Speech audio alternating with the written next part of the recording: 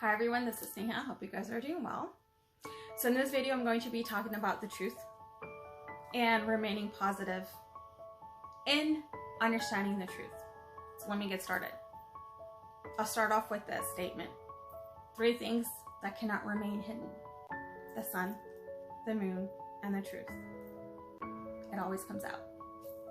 There's only one truth. And what does remaining positive have to do with us and understanding the truth? When you remain positive, you see different perspectives. You're open-minded. You're not of that mindset of I have to be right all the time. But yet you are of the mindset of I want to do the right thing. And sometimes doing the right thing may mean questioning authority, may mean not following the masses. It may mean doing your own thing.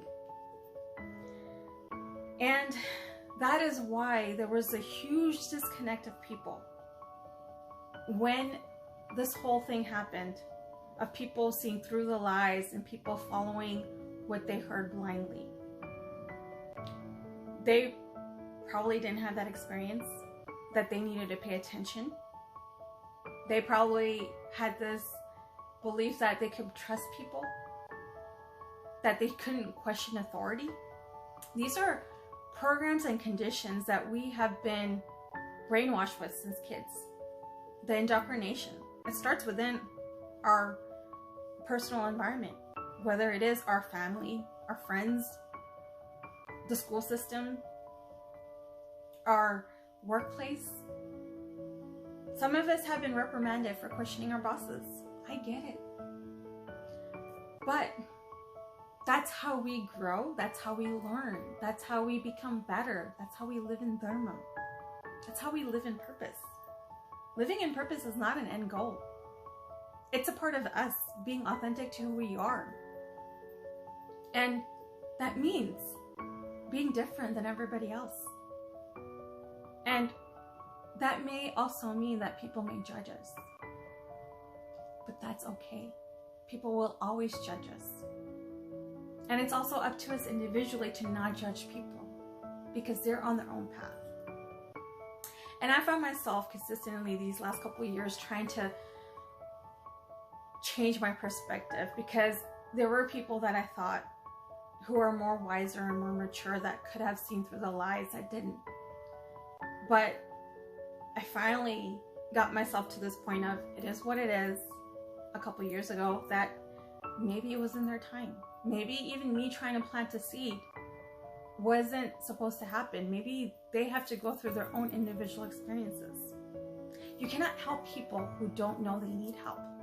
That is the #1 goal that we all should have been taught from the beginning. It's a personal soft skill. And many of us, we have been indoctrinated with we need to get all these certifications or all this education from these top-notch schools, and that would make us and define us as smart.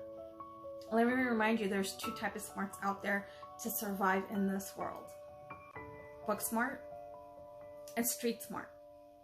Book smart is having all the knowledge from all the books and reading it and comprehending it. Street smart is the ability to understand people and not be manipulated by lies. Understand people's intentions, understand if they have another agenda, to pick up on this. And that is not going to be taught by any school or any course. That is taught and learned individually. That is the skill we all have. It is up to us individually to pay attention to things and connect the dots. There may be people in our lives that don't have the best of our intentions, and they may. But it is not up to us to change their intentions. It is up to us individually to focus on what we want in our life. And this is where the remaining positive will help us in manifesting our wishes and desires. Focus on what you want. Don't focus on what you don't want. This is like the scenario I remember as a kid. Try to find the yellow sponge buggy. And if you look for it, you'll find more of the yellow sponge buggies because you're thinking about it. So focus on what you want and you'll find it. And then pay attention to those things. And that's how we are going to co-create a better world for ourselves and our future generations. So I ended off with, living a purposeful life is not an end goal for us to achieve. It is understanding who we really are, remaining authentic to ourselves, and not judging others because they're also trying to figure this out. That's the human experience.